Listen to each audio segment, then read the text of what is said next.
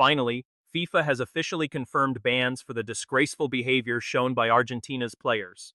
Not just one player, but every single athlete involved. No more slow-moving investigations or endless proceedings. It is fully confirmed. A handful of Argentine players, along with their assistant coach, are now facing serious suspensions from international soccer.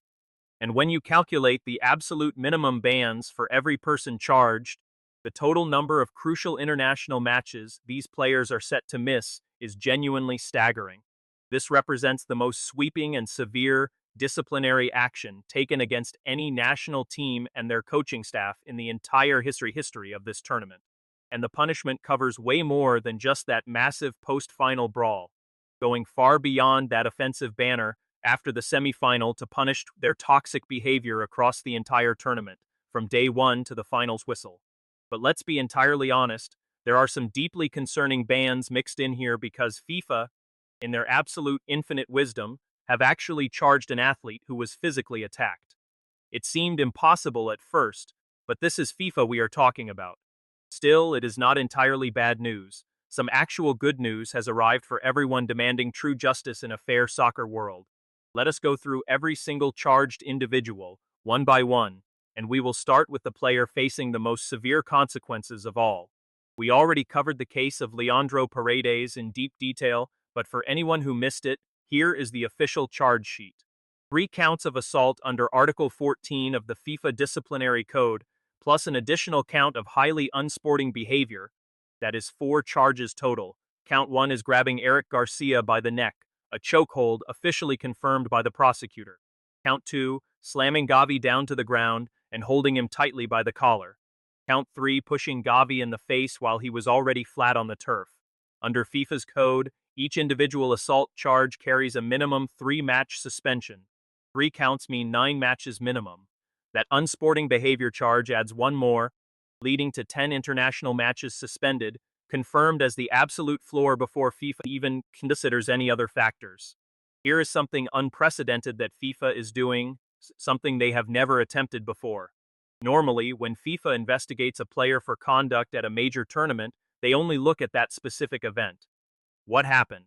Who was involved? What does the match footage show? That is usually where it ends. But not this time.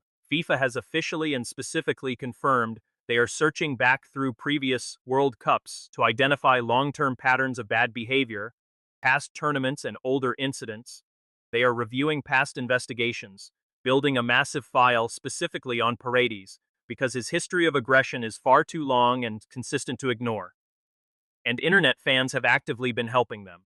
Since July 19th, social media has been completely flooded with damning old clips of Paredes. Soccer fans are finding them, sharing them, and sending them everywhere. Every clip that surfaces is another page in the case file FIFA prosecutors building. We have never seen this happen before during a World Cup disciplinary investigation. FIFA actually digging deep into history to intensify a player's ban. And for Paredes, whose aggressive history includes launching a ball at the Dutch bench in 2022 and targeting opponents' necks across years of club play, and now a wild Boca Juniors incident, just this week where he kicked a dead ball straight at an opponent while actively under investigation. That file is anything but thin. 10 matches is the floor before 2022 and before the Boca Juniors incident. Before even factoring in that library of old clips, the ceiling could be far higher than anyone has yet suggested. A 10-match minimum confirmed for just 1 brawl after a single match. That is merely where Paredes starts. Next, we have Noel Molina. People forget that Molina actually started the entire brawl. That critical detail gets lost in the massive Paredes headlines, but Molina threw the very first punch. As Rodri, Spain's captain and the recent Golden Ball winner, the legendary figure who had just captained Spain to their World Cup triumph, ran past him to celebrate with his joyous teammates. While just running past to celebrate, Molina punched him hard in the stomach. And then as Rodri stopped and turned around, Molina got in his face for a second verbal confrontation. 2 separate, hostile incidents targeting the exact same player. Consequently, FIFA has charged Molina with 2 counts of assault. 1 completed, 1 attempted, plus an additional count of unsporting behavior. 3 charges total. 2 assault charges mean 3 matches each, which equals 6 matches minimum. The unsporting behavior charge adds 1 more game, That makes 7 international matches suspended, representing the absolute baseline floor for Molina. 7 entire matches. This is for the man who ignited the chaos by punching Spain's captain in the stomach as he ran past to celebrate winning the World Cup while Molina had just lost it. To make matters worse, Molina plays for Atletico Madrid in the very city that just spent an entire week ecstatically celebrating Spain winning the World Cup. He has to walk back into preseason training with Spanish teammates who know exactly what he did to their captain, while a major FIFA investigation hangs directly over his head. That upcoming European preseason is going to be one of the most incredibly awkward and tense situations in soccer this summer. Then we have assistant coach Roberto Ayala. His situation differs from the players. And in several ways, this is far more damning because Ayala is not a player, he is a coach. He is a key member of the coaching staff. His actual job description is to manage player emotions during these high-pressure moments. To cool things down, acting like the only adult in the room when 22 players are running wild on pure adrenaline after a World Cup final. Instead, Ayala was caught on video striking Dani Olmo after the final whistle. He struck a player from the winning squad who had done absolutely nothing to provoke him. FIFA officially charged him with 1 count of assault, carrying a minimum 3-match touchline ban. He is completely banned from the technical area and cannot even enter the stadium during Argentina games. And look at how Ayala tried to handle the Messi's aftermath. Releasing a formal apology, he still claimed in that very same statement it was merely a push, not a punch. He claimed Olmo verbally provoked him. Then Dani Olmo went public with just 2 words, he is lying. The exact player Ayala struck openly called him a liar on the record. He then added that what defines us is not the mistake, but having the courage to accept everything with true humility, sincerity, and dignity from the man who was struck. He said this about the coach who hit him, and then lied about it while pretending to apologize for his assault. That is a minimum 3-game touchline suspension for the very coach whose job was to prevent this chaos from happening. But now Dani Olmo can stay silent. Consequences are finally hitting those who misbehave. Thank you, FIFA. Next, Thiago Almada, who was not the main focus of this brawl, got 1 count of unsporting behavior. A minimum 1-match suspension, likely a formal warning. Almada was caught on video right in the thick of the chaos, though without the specific violent actions of Paredes or Molina. His charge reflects that. 1 match, maybe just a warning. He is not the headliner, but he is charged. This means another Argentina player misses international soccer because of that post-game chaos. Just another player who will eventually walk back to his club. He plays for Atlanta United in Major League Soccer, having been formally charged by FIFA with unsporting behavior at a World Cup final. Now get ready for the most shocking case of all, Gavi. Yes, Barcelona's Gavi. This is the exact moment where FIFA's disciplinary process feels something that is equal parts logical and totally absurd.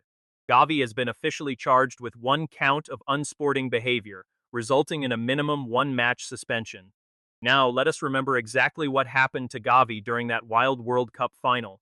Leandro Paredes grabbed him, wrestled him to the ground, held him by the collar, and pushed his face. Gavi was the clear victim of 3 separate violent assaults by Paredes alone. And yet, FIFA looked closely at all that footage, reviewing every single broadcast angle, appointed a prosecutor, examined the evidence thoroughly, and decided to charge Gavi anyway. The exact teenager who was attacked, grabbed, wrestled to the floor, and shoved directly in the face. FIFA basically looked at him and said that they had a charge for him too. 1 count of unsporting behavior, meaning a 1-match suspension for being assaulted. Think about the sheer madness of FIFA charging a victim of a 3-count assault with unsporting behavior just for reacting to being attacked. 1 match for Gavi, who was down on the floor getting his face shoved. Paredes gets a minimum 10-match ban confirmed. Gavi gets 1 match just for being the target. That is FIFA. That is the actual governing body running world soccer, and somehow this is not even the most controversial decision they have made this summer. To add even more drama to this, we also have the FIFA, the actual governing body sitting right above all of these players, who are now facing charges under not 1, not 2, but 4 separate articles of the official disciplinary code from FIFA for their behavior across multiple matches throughout the whole tournament, not just the final. Article 13. Using a sporting event for demonstrations of a non-sporting nature. That is the Falklands banner held up after the England semifinal. Article 14, Team Misconduct. This includes the massive brawl, the general conduct of players and staff after the final whistle. Article 1515 covers discrimination and racist abuse. That refers to Enzo Fernandez's racist video. The discriminatory gestures and offensive chants from Argentine fans inside stadiums, the I-show speed incident, and that Israeli flag waved at Egypt's coaching staff. And Article 17, Order and Security, at matches. We are talking about delayed kickoffs and failing to comply with crucial match security protocols. Fans throwing objects on the field, hurling beer bottles directly at Cape Verde supporters, and highly offensive messages displayed by both players and crowd across several matches. 4 separate charges, multiple games, and the entire tournament impacted. This was not just one bad night, but a toxic pattern of behavior that FIFA is now formally addressing. The potential punishments facing the Argentine Football Association include massive financial fines, severe formal warnings and reprimands, strict orders to overhaul crowd control, playing future home matches behind closed doors, and severe limits on fan attendance at upcoming FIFA tournaments. And since Argentina is already locked in to co-host the 2030 World Cup, they could face devastating restrictions on those hosting rights. A massive blow for any federation preparing for that global 2030 showcase. The very same 2030 World Cup whose commercial rights Gianni Infantino is trying to sell to Donald Trump's son-in-law's brother. Same investigation, same corrupt organization, and the exact same impossible position. Now let us actually add up these staggering numbers, because when you look at the total damage of what this tournament has cost Argentina, the scale of it is unreal. Paredes gets a confirmed minimum of 10 international matches. Molina gets 7 games. Ayala faces a 3-match touchline ban. Almada gets 1 game, and Gavi, sorry you are in this, gets 1 match for simply being attacked. That adds up to 21 matches of suspensions from the brawl alone, well before we even talk about the Boca incident, or the 4 separate charges hanging over the Argentine Federation. 21 matches is just the absolute minimum, and the investigation is still rolling. All of this from a single post-game brawl after Argentina lost 1-0 without registering a single shot on target in 90 minutes. They lost the game, then completely lost the plot. Now they are losing key players for match after match of international football, long before another ball is even kicked in anger. And the final verdict has not even dropped yet.